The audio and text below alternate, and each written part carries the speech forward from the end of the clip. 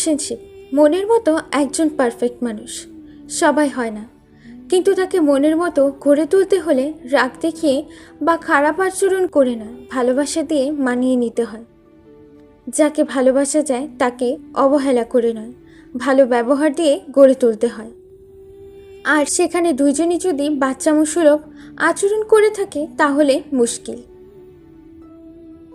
একটা মানুষ খুব করে আগলে রাখার প্রবণতা, কি রেখে কি করা যায় মানুষটার জন্য, একটা সময় তার জন্য কলিজাটাও কেটে দিতে ইচ্ছে করে, কিন্তু একটা সময় পেরিয়ে যেতে থাকে, তখন তার আসল পরিবর্তনগুলো লক্ষ্যে আসতে থাকে।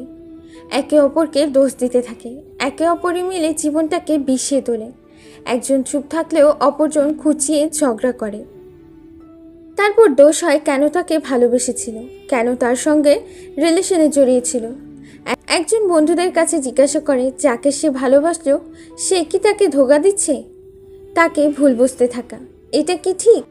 অথচ অপর ব্যক্তিটার যেখানে কোনো দোষই নেই, সেই হয়ে যায় 2 টাকার বস্তু।